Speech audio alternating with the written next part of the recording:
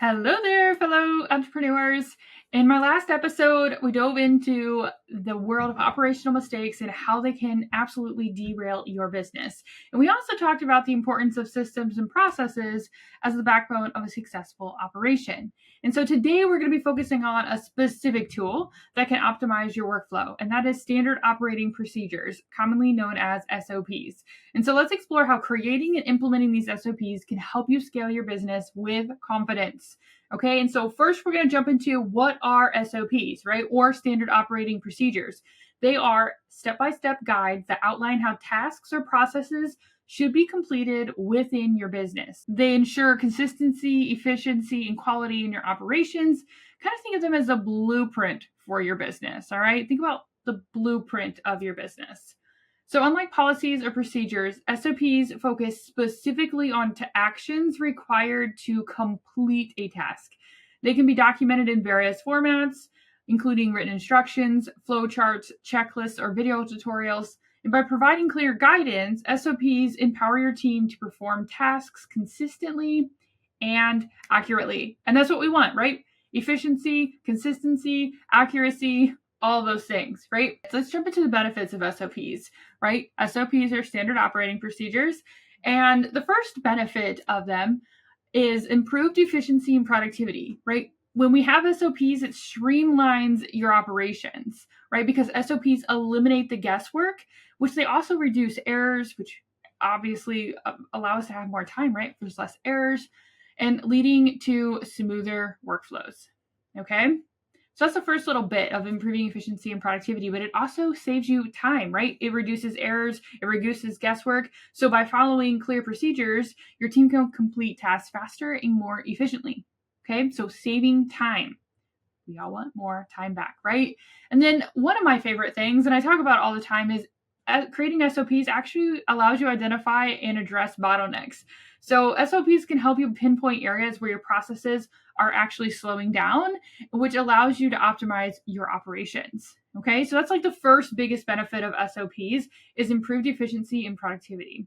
And so the second benefit of SOPs is enhanced consistency and quality. So this ensures standardized processes, right? So the same across the board. So SOPs guarantee that tasks are performed consistently, leading to predictable outcomes, right? So we know what's going to happen at the end. And it's going to also allow your clients to be much more satisfied. Consistent quality ensures that the client satisfaction and loyalty is a lot higher, right? So we love to have happy clients.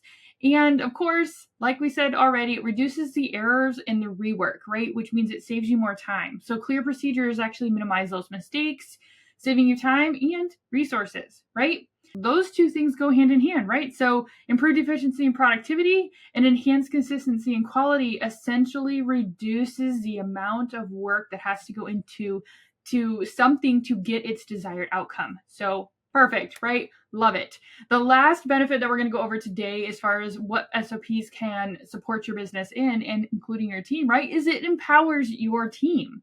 And so it allows you to onboard new team members seamlessly. The SOPs provide a clear framework for new hires to follow, reducing training time and ensuring consistency. Oh my gosh, right? We're back on consistency, back on efficiency and productivity, right? And this also preserves the company knowledge. Okay, this one's actually really big, having these things documented. So SOPs capture valuable expertise, ensuring knowledge transfer when a team member leaves. Ultimately, we love our team members and they become a part of the team and we don't want them to leave, but sometimes it's just a business decision, right? And so we need to preserve some of this knowledge that they have when it pertains specifically to your business and how you have things done, right? So we get to empower the team to do it. And we can even empower the team to create these, all right, which is really cool.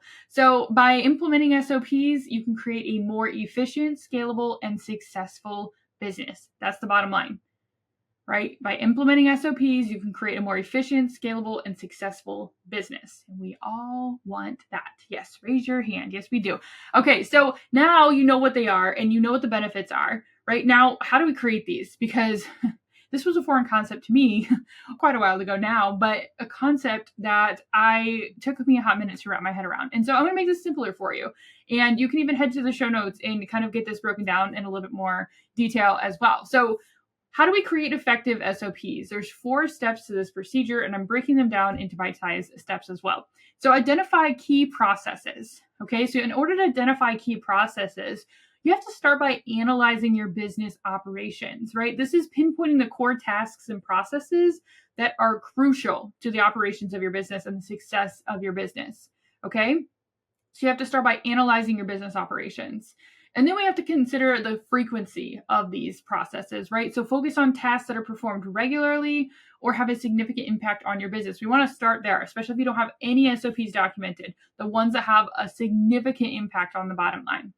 And then we get to prioritize these, right? We get to start with the most critical processes, and then we get to gradually expand your SOP library, because once you start this, you actually realize there's a ton of things that need documented in the form of SOPs, right? And so we get to prioritize the highest ones first, and then we get to continue adding to them over the course of months, years, whatever that looks like, okay? And we get to, in more detail here, we get to review them, which is one of the steps here in just a minute. But anyway, now the second step to creating effective SOPs is actually documenting them, right? So the first step is actually identifying, what SOPs need created and identifying which ones are high priority. Now we get to actually document the processes. So we're going to break down the steps, and you're going to divide each process into clear and concise steps. Okay, we're going to break it down into little bite-sized pieces. And in order to do this, you can even use visuals. So like we're talking incorporating diagrams, flowcharts, screenshots, videos to enhance understanding. Okay, we want to make it super simple, have all the questions answered if humanly possible, to make this a slam dunk easy process, right? And then we're going to create context, and you're going to explain the purpose of each step and its importance within the overall process. Now, sometimes we don't have to do each step. It depends on how big this SOP is. And so you can always have just at the top, like, what's the objective of this SOP? Like, what's its purpose, its goal? And then obviously every step below it is supporting that, right? So you don't necessarily have to explain every single step unless it makes sense to do so. Okay, but we got to provide some sort of context explaining the purpose in some shape or form inside of this document. Okay. And so the third thing here to creating effective SOPs is writing clearly, but also simply. We're going to avoid all this technical jargon. We're going to teach it like these are a 5-year-old. Okay. And we're going to use language that is easy to understand for all team members. We're not saying your team members only have the logical understanding of a 5-year-old, but we're making it super, super simple to be able to literally just be like, okay, cut and dry, super simple. And we're talking all of the examples, all of the clarity, but also simple. Okay. So we're going to be specific. We're going to provide detailed instructions to avoid this confusion. I'm talking, we're not explaining it in like every single little tiny detail, but we're making it very specific and answering all the questions and in all of that. Okay. And we're going to write it in a very straightforward style. So we're going to write in a very clear and concise manner. Okay. So the first step was identifying the key processes. The second step was documenting your processes. And then the third one is to make sure when you're documenting those processes that you write them very clearly and simply. All right. And then this last one here on creating effective SOPs is actually organizing them and storing them. Where are we going to do this? So we want to create a central hub. All right. So you can use a project management tool or a document management system, right? So for example, for myself, I would recommend ClickUp or like Google Drive. Okay. Depending on what you want to use. So ClickUp is a project management tool. A document management system would be something like Google Drive. Okay. So we want to create a central hub for all of these SOPs. And then we want to use, this is actually very important, we want to use a consistent naming convention. Okay, this sounds a little strange, but make it easy to find and reference specific SOPs. So if you have it in a tribe or in a project management tool, it doesn't matter. They all have search functions. And so we want to make sure that we're naming things the exact same way across the board so that when we type it in, we know that the right thing should be popping up. Okay? And then, of course, here we actually want to regularly review and update all of these SOPs. So we're going to ensure that they remain accurate and up to date because things do change in our business. And so every 3, 6, 9 months at minimum, every single year. Okay. Make sure we're going back and revising them about every 12 months. All right. So by following these steps, you can create effective SOPs that streamline your operations and empower your team. Okay. We want to make it super, super simple. And so just remember the SOPs or standard operating procedures are the absolute foundation for your business because they're repeatable things that happen all the time. We want to make sure that things stay consistent across the board. So by implementing the standard operating procedures, you can streamline those operations to improve efficiency and ensure consistent quality, which is always our goal. But also, let's just say here, also saving time, right? Improving that efficiency, but saving time specifically. We love that. And so if you're ready to take action, and here are the 4 steps you can take action on, and you can head to the show notes here. I have these 4 steps written out for you to make it super simple. So what I want you to do here is to identify those key processes within your business that could benefit from standard operating procedures, okay? What are those repeatable processes that we're doing all the time that we need to put words, videos, tutorials, diagrams, whatever to make sure that you yourself as a CEO or your team can easily repeat this and get the same desired outcome, right? That's what our goal is. We want to identify those key processes that could benefit from SOPs. Okay, so that's action step number 1. So action step number 2 is actually going to be starting to document those procedures, right? Starting to journal it out, getting it on paper. What I hear from CEOs all the time is that it's all in your head. And oh my gosh, I totally understand that. And so I want to make sure that you're actually getting it out of your head. It doesn't have to be clean and pristine the first time, but we do need it on some sort of document, right? We need it out of your head so we can start making something from it. All right. And then the third action step here is going to be actually utilizing that project management tool or like ClickUp, or even you can put some in Google Drive to organize those SOPs. Okay. So I personally use Google Docs, and I actually use Google Drive for a lot of my other clients as well. And so either of those are completely viable options, okay?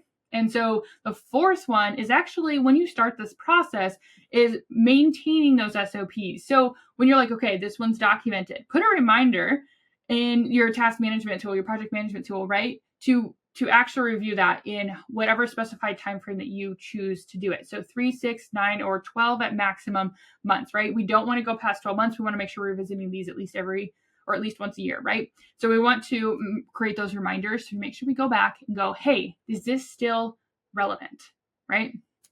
All right, and so in here to end this all up, because this one was a heavy episode as I dove into a lot of details, but by investing in these SOPs, right, you're investing a lot of time in creating these, investing a lot of time in your team, but you're also supporting your brain to get these things out of your head, because I'm almost guaranteeing you're that CEO that has everything in your head, and you're like, oh, why do people have so many questions? Like, why do I have to keep explaining these things? Or, oh my gosh, like maybe my team isn't as self-sufficient as they could be, which is taking more time away from you. Happens all the time.